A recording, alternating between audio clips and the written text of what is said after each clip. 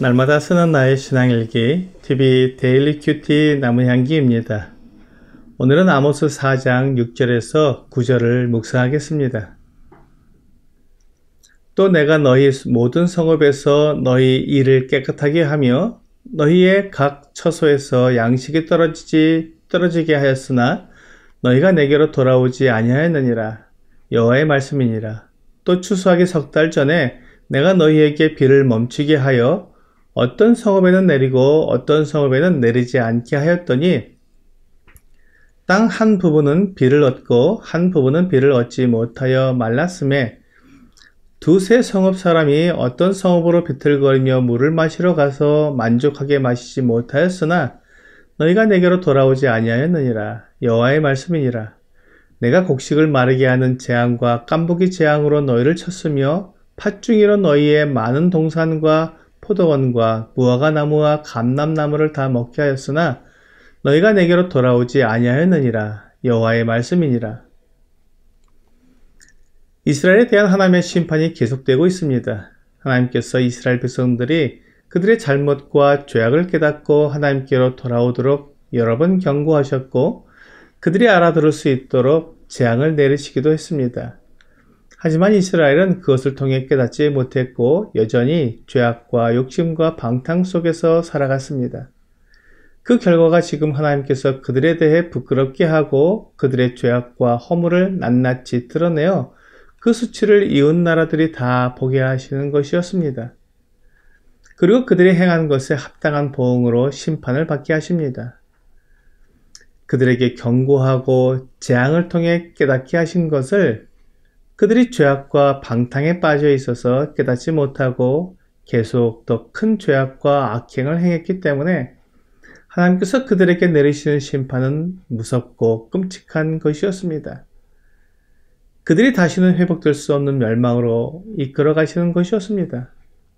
오늘 본문은 하나님께서 이스라엘 백성들이 그들의 죄악을 깨닫게 하시려고 재앙을 보내신 것을 말씀하고 있습니다. 하나님께서 이스라엘 모든 성읍이 기근이 들게 하셨습니다.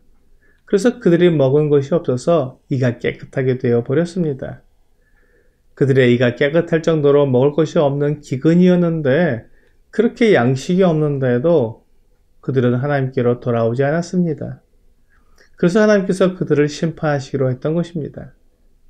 마음이 너무 어둡고 분별력이 흐려지면 하나님의 경고로 보지 못하고 하나님의 부르시는 목소리를 듣지 못하고 더욱더 악한 길로 사람의 방법으로 그들의 문제를 해결해 보려고 애를 쓰는 것을 볼 수 있습니다. 재앙을 통해 하나님께로 돌아가야 하는데 재앙을 원망하며 자기의 힘과 능력으로 기근을 이겨보고 먹을 것을 구해보는 것입니다. 신명기 28장과 29장에는 하나님께서 이스라엘 백성들이 하나님을 떠나면 기근과 한발, 쭉정이, 재앙이나 전쟁에 패하는 일들을 허락하실 것이라고 말씀하셨습니다. 그러니까 이스라엘 백성들이 하나님의 말씀을 기억하고 있었다면 하나님께서 약속대로 기근과 재앙을 내리실 때 하나님의 경고라는 것을 깨달을 수 있었던 것이었습니다. 하지만 그들이 눈이 감겨 있었고 하나님의 말씀에 대해 관심이 없었기 때문에 깨닫지 못했던 것입니다.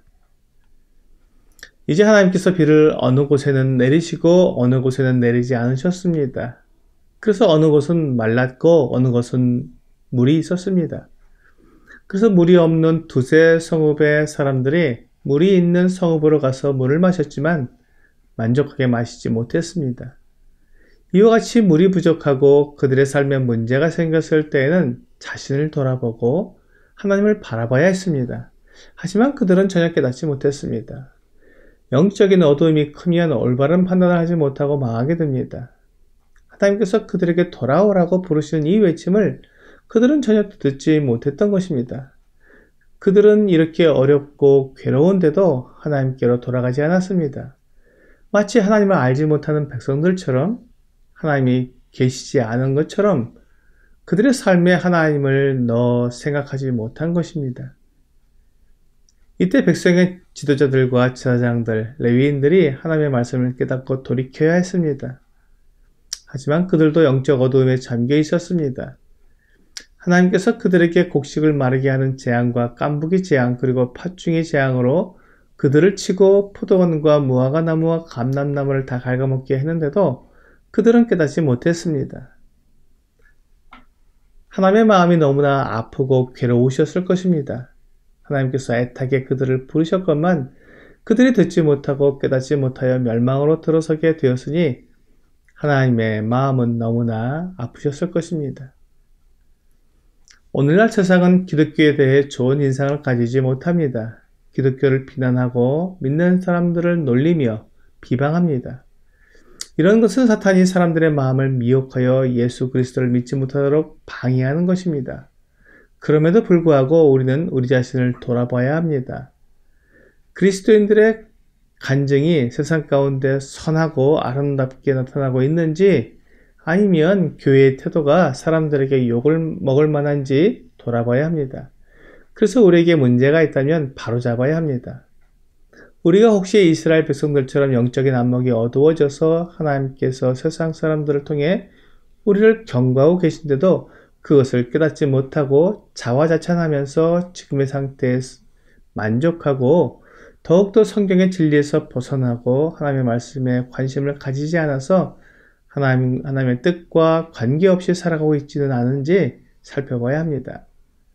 하나님께서 우리에게 돌아오라고 부르고 계시는 것은 아닌지 귀를 열고 눈을 뜨고 마음을 열고 하나님을 향해야 합니다. 히브리서 12장 1절과 2절은 이러므로 우리에게 구름같이 둘러싼 허다한 증인들이 있으니 모든 무거운 것과 얽매이기 쉬운 죄를 벗어버리고 인내로써 우리 앞에 당한 경주를 하며 믿음의 주여 또 온전하게 하시는 이인 예수를 바라보자. 그는 그 앞에 있는 기쁨을 위하여 십자가를 참으사 부끄러움을 개의치 아니하시더니 하나님 보좌 우편에 앉으셨느니라 라고 말씀하시면서 우리가 주님을 바라봐야 한다는 것을 말씀하고 있습니다.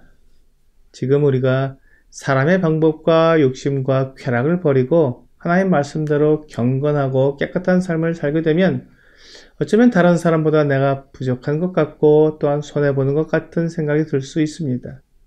하지만 그것을 참고 견디면 우리 주 예수 그리스도께서 하나님 보좌 우편에 앉으신 것처럼 우리도 영광의 보좌에 함께 앉게 될 것입니다.